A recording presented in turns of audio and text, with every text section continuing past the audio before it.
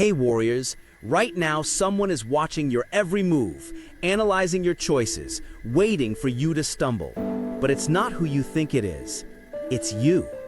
You've become your own worst enemy, constantly performing for an audience that doesn't even exist. Seeking approval from people who forgot your name 5 minutes after meeting you. Here's what nobody tells you about modern life. We've turned our existence into a 24/7 performance where the applause never comes, but we keep dancing anyway. We post, we speak, we react, we explain ourselves to strangers on the internet who wouldn't cross the street to help us. And in this endless noise, we've lost the one thing that actually matters: ourselves. The ancient Stoics had a term for this, prohoche, which means attention to the present moment and care of the self. But here's the twist. They practiced it in complete silence. Marcus Aurelius, the most powerful man in the Roman Empire, could have commanded the attention of millions. Instead, he chose to write his deepest thoughts in a private journal never intended for publication. Seneca, one of Rome's wealthiest men, regularly practiced voluntary poverty and silence. Epictetus, who went from slave to philosophy teacher, built his entire philosophy around one principle: control what you can control, ignore everything else. These weren't hermits hiding from society. These were people at the peak of influence who understood something we've forgotten: your power multiplies in silence. Today, I'm revealing 7 ancient rules that will teach you to become so focused on your own growth that other people's opinions become background noise. This isn't about becoming antisocial, it's about becoming unshakable. When you master these principles, you won't just change how others see you, you'll become someone even you didn't know you could be. But here's the catch. Most people will watch this video, nod along, maybe even take notes, and then go right back to seeking validation on social media. The difference between them and you is simple. Are you ready to actually implement what you learned today? If yes, prove it right now. Hit that like button. Not for me, but as a commitment to yourself that you're serious about this transformation. And if you feel this message in your core, if you're tired of living for everyone except yourself, write this in the comments: I choose silence over noise. These 7 rules follow a specific sequence. Miss one and the others won't work. Skip ahead and you'll miss the foundation. Each rule builds on the previous one, creating an unbreakable chain of self-mastery that the Stoics called the discipline of desire. Number 1, starve the noise. Every single morning, within minutes of opening your eyes, you make a choice that will determine whether you own your day or your day owns you. But here's the thing. You probably don't even realize you're making this choice. You reach for your phone. You check the notifications. You absorb someone else's problems, someone else's highlight reel, someone else's emergency that somehow becomes your mental burden. And just like that, before you've even had your first cup of coffee, you've fed the monster. What is this monster? It's the endless, suffocating noise of other people's opinions, judgments, expectations, and emotional chaos. It lives on your attention, grows stronger with your reactions, and becomes more demanding the more you feed it. And right now, it's probably running your life. You see someone's success story and suddenly question your own progress. You hear one criticism and spend 3 hours mentally defending yourself to someone who forgot about you 5 minutes later. You absorb news headlines like it's your personal responsibility to carry the world's anxiety. But here's what Epictetus understood 2,000 years ago that we've completely forgotten. Wealth consists in not having great possessions, but in having few wants.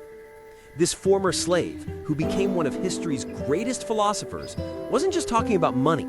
He was talking about mental wealth, about being selective with what gets access to your mind. The Stoics understood that your thoughts create your reality, so they guarded their thoughts like their most precious possession. Here's your action plan to starve the noise. Starting today, sacred morning hour. The first 60 minutes after you wake up belong to you and you alone. No phone, no news, no other people's energy. Just your thoughts, your intentions, your peace. This isn't luxury, it's necessity. Opinion fasting. When someone offers unsolicited advice about your life, practice what I call the water through a screen technique. Let it pass right through you. Smile, nod, and let it go. You're not required to absorb every opinion thrown your way. Defend nothing to no one. Stop explaining your choices to people who don't fund your life or share your bed. Your decisions are yours to make and yours to live with. The moment you stop defending your life to others is the moment you start living it. When you starve the noise, something magical happens. You start hearing your own voice again. You remember what you actually want versus what everyone thinks you should want. Your own thoughts become more interesting than anyone else's drama. You stop being an emotional ping pong ball, bouncing between other people's moods. You become unshakable, not because you're hard, but because you're centered in your own truth. Right now, identify one source of noise in your life. That news app sending constant notifications. That person who always has something negative to say about your choices. That social media account that makes you feel inadequate. Cut it off today. Starve it of your attention. Notice how much mental space that creates for what actually matters. Your growth, your peace, your authentic life. Number 2, move like nobody's watching. Right now, there's an invisible audience in your head. They're sitting in judgment of every decision you make, every risk you consider, every authentic impulse you have. And here's the shocking truth. Most of these judges don't even exist. You know that moment when you're about to do something bold? Start that project, change your style, pursue that dream, and you suddenly freeze? Not from lack of ability, but from the weight of imaginary eyes watching you, waiting for you to stumble. Here's what will set you free. Those people you think are constantly evaluating your choices, they're too busy managing their own insecurities to spend much time thinking about yours. You've been living your life like you're the star of everyone else's movie. But the truth is, you're barely a background character in most people's daily thoughts. We've become prisoners of performances nobody asks us to give. Seneca, who advised emperors and owned vast wealth, understood this deeply. Every new beginning comes from some other beginning's end. But here's what he knew that we've forgotten. Most people never experience that new beginning because They called this authentic action, making decisions from your true nature, not from fear of judgment. But here's the deeper truth that will shock you. The person watching you most critically isn't other people. It's you. You've become your own harshest critic, your own biggest obstacle, your own prison guard. You've internalized so many voices, so many expectations, so many shoulds, that you can't distinguish your authentic desires from borrowed fears anymore. Here's how you break free starting today. Reality check practice. When that voice says, "What will people think?" ask yourself, which specific people and why does their opinion matter more than my authentic expression? Most of the time, you'll realize you can't even name these mysterious judges. The authentic action test. Before making any decision, ask, am I doing this from my center, or am I doing this to manage someone else's reaction to my life? If it's the latter, course correct immediately.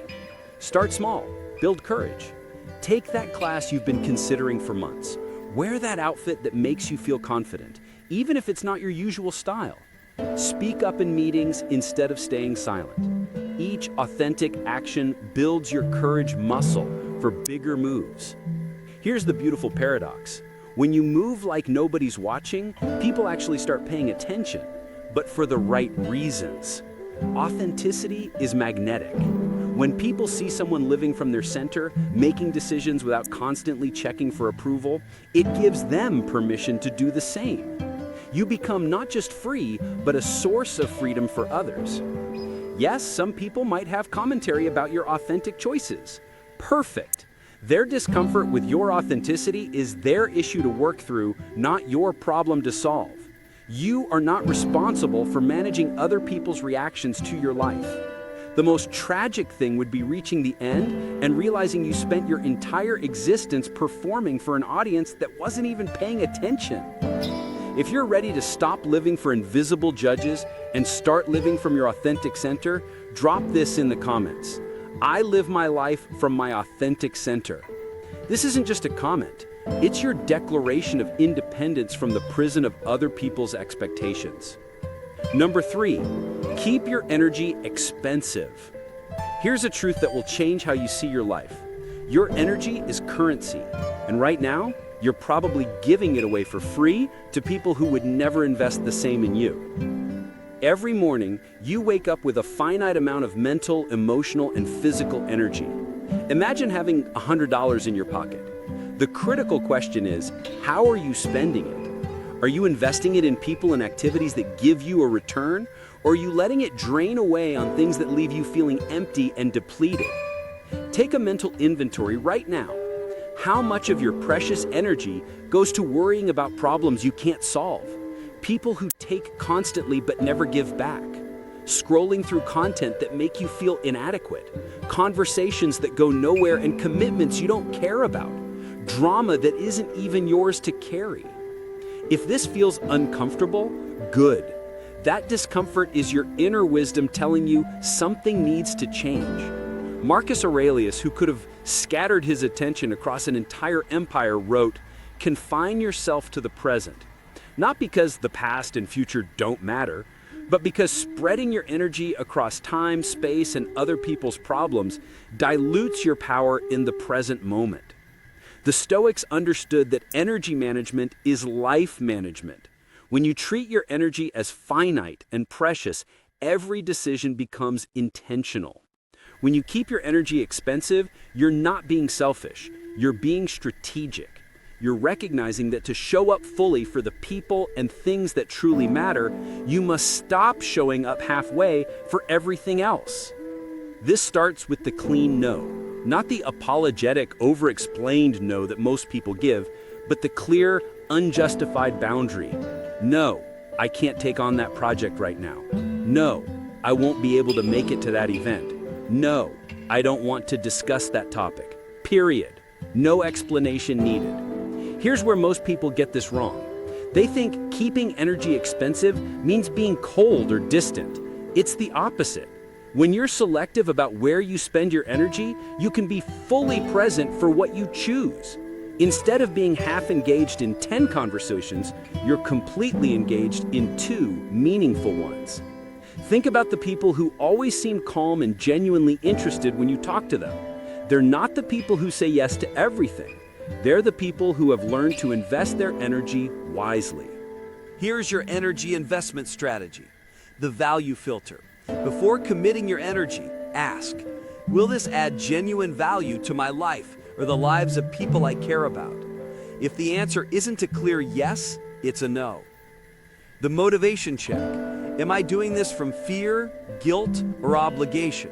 Or from genuine interest and alignment with my values? The opportunity cost question. Is this the best use of my energy right now, or am I just filling time? When you keep your energy expensive, something powerful happens. People start treating it with more respect. When you're not always available, your availability becomes valuable. When you don't engage with every piece of drama, your opinion becomes more meaningful. When you choose your battles carefully, your support becomes more impactful. Your friends and family get the best version of you because you haven't given away all your best energy to energy vampires and digital distractions. The world will try to convince you that being generous means giving your energy to anyone who asks. But true generosity requires wisdom. You can't serve from an empty cup. When you treat your energy as precious, you ensure you always have enough to give meaningfully when it truly matters. Right now, identify one area where you've been giving your energy away cheaply. That toxic group chat, that person who calls to complain but never takes advice, that habit of doom scrolling when you're already down. Cut it off today. Redirect that energy towards something that actually serves your growth. If you're ready to start treating your energy like the precious resource it is, drop this in the comments. My energy is precious and I invested wisely. This is your commitment to becoming the CEO of your own energy portfolio. Number 4, kill the echo chamber. Right now, you're living in a bubble, and I don't mean that as an insult. We all are. The terrifying part is that most people don't realize their bubble exists until it's too late, until they've made life-changing decisions based on incomplete information, until they've missed transformational opportunities because they only listened to voices that sounded exactly like their own. Your echo chamber runs deeper than politics or social opinions. It's the friends who always validate your complaints without challenging you to grow. It's the algorithm feeding you content designed to confirm what you already believe. It's the routine so comfortable that you stopped questioning whether you're actually growing or just staying the same in increasingly sophisticated ways. Here's something that will blow your mind. Socrates, considered the wisest man in Athens, built his entire philosophy around one radical idea. The only true wisdom is in knowing you know nothing. While everyone else was certain they had all the answers, he was the only one brave enough to admit he might be wrong. That intellectual humility made him the wisest person in the room. Your echo chamber does the opposite. It makes you feel wise while keeping you ignorant. Here's the uncomfortable truth. If everyone in your circle agrees with everything you say, one of two things is happening. Either you're surrounded by people who don't feel safe being honest with you, or you've unconsciously selected people who will never challenge you to be better than you are right now. Comfort is the enemy of growth. When everyone around you thinks the same way, acts the same way, wants the same things, you stop evolving. You become a more sophisticated version of who you already were instead of discovering who you could become. Killing the echo chamber doesn't mean seeking conflict or surrounding yourself with people who tear you down. It means intentionally exposing yourself to perspectives that make you think, not just feel validated. But here's where most people mess this up. They think diverse perspectives means arguing with strangers on the internet. That's not wisdom seeking, that's entertainment. Real growth comes from engaging with ideas in good faith from people who can teach you something you didn't know you needed to learn. Examine your mental diet right now.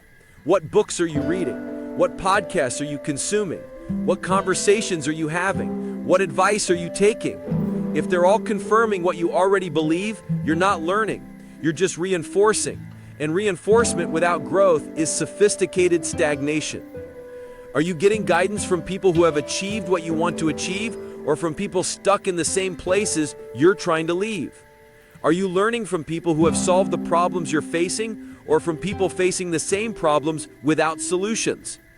The most successful people didn't get there by surrounding themselves with people who thought exactly like they did.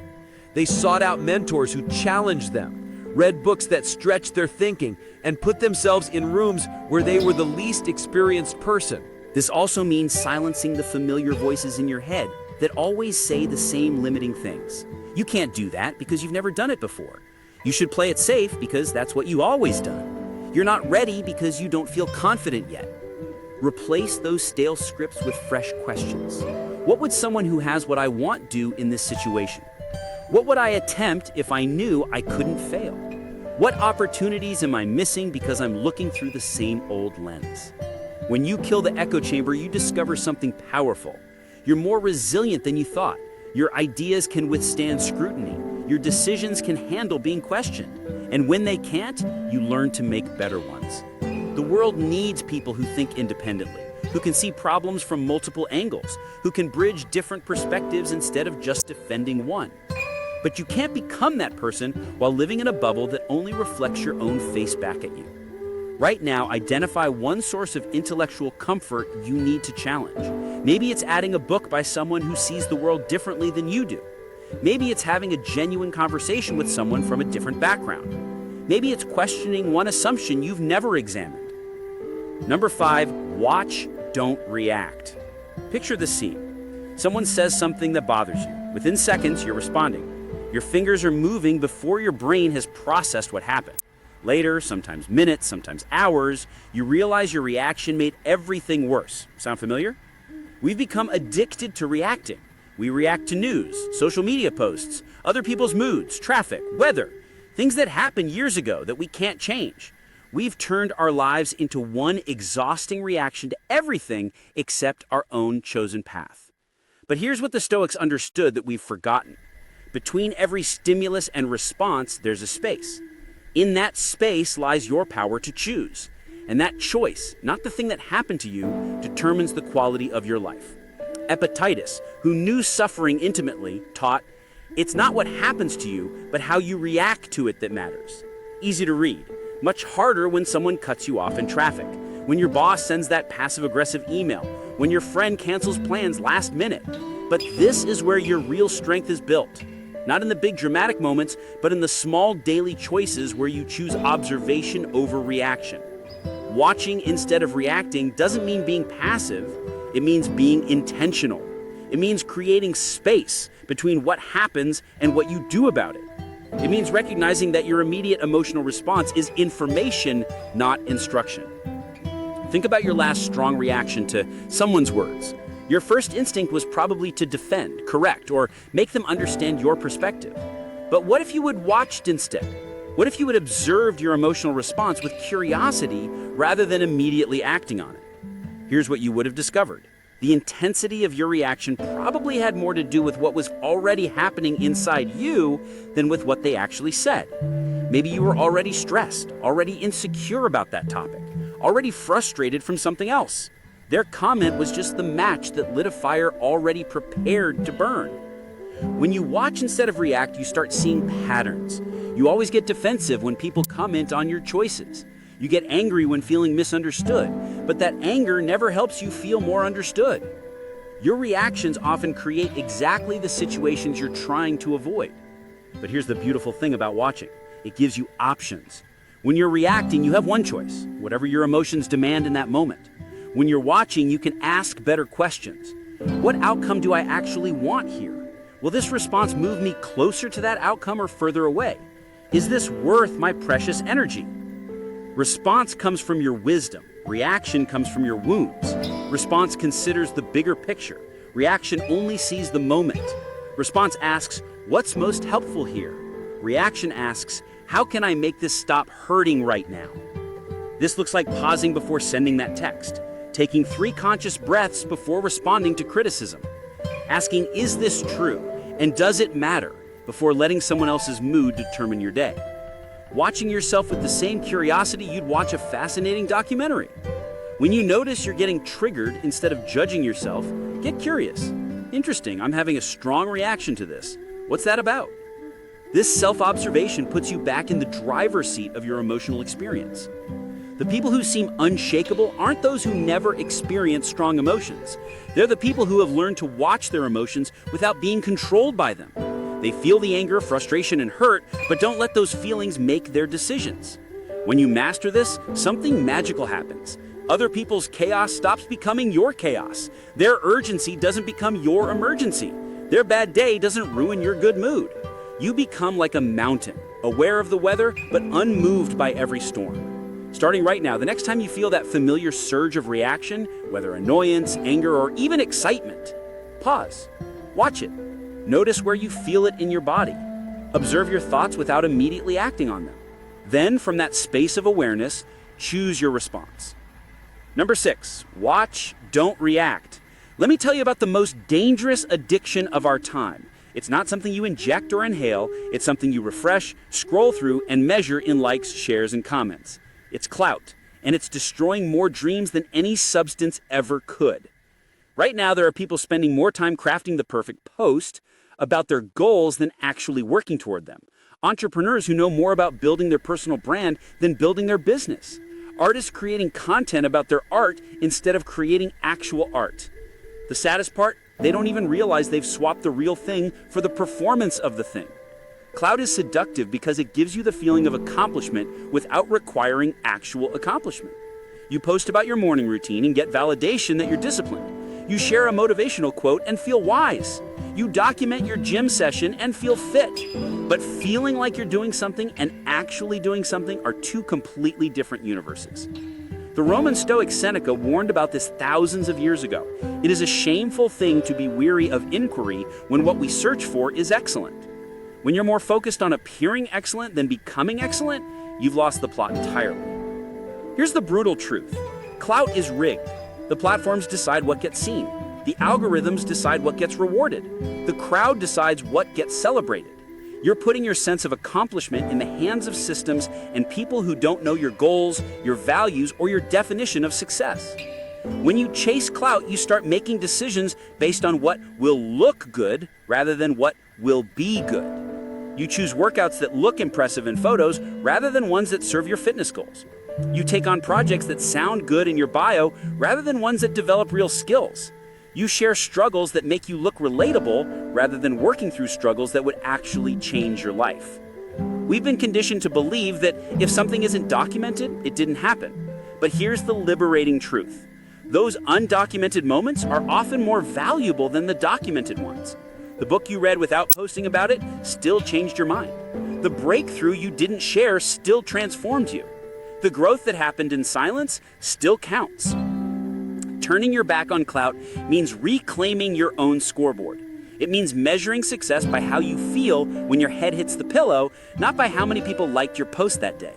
It means building skills that matter to you, relationships that fulfill you, and experiences that change you, regardless of whether anyone else knows about them. Some of the most successful people you've never heard of turned their back on clout early. They spent their time building instead of broadcasting, learning instead of lecturing, creating instead of curating their image. They made mistakes in private, celebrated wins in private, and showed up in public only when they had something genuinely valuable to offer. When you turn your back on clout, you discover something incredible. You're more interesting when you're not trying to be interesting. You're more successful when you're not performing success. You're more confident when you're not seeking confidence from others. The energy you used to spend managing your image can be redirected towards actually becoming the person you've been pretending to be. Right now, identify one area where you've been chasing clout instead of substance. Your fitness journey, your business, your relationships, your learning. Ask yourself, what would I do differently if no one was watching? What goals would I pursue if I couldn't post about them? What changes would I make if I had to measure progress purely by my own standards? Do that. Build in private, grow in silence. Let your results speak louder than your posts ever could. Number 7, protect your comeback story. Here's something nobody talks about. Right now, while you're focused on other people's opinions, distracted by noise and chasing external validation, life is preparing you for something bigger. The setbacks you're facing, the challenges you're navigating, the quiet moments when nobody's watching, they're all chapters in your comeback story. But here's the catch. You can't write a comeback story if you're constantly giving away the plot. You can't build something extraordinary if everyone knows exactly how you're building it. And you definitely can't surprise the world with your transformation if you're documenting every step of the process. Your comeback story isn't just about recovering from failure. It's about the version of yourself you're becoming when no one is paying attention. It's about the skills you're developing in private, the character you're building in silence, the dreams you're nurturing away from the noise of other people's expectations. Marcus Aurelius, who wrote some history's most powerful insights in his private journal, never intended for his thoughts to be read by others.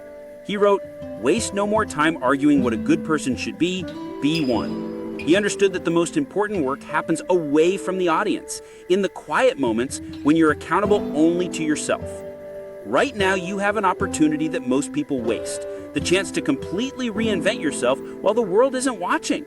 While everyone else is busy performing their lives online, you can be actually building a life worth living. While they're chasing the appearance of growth, you can be experiencing actual growth. Protecting your comeback story means protecting the space where your real transformation happens. It means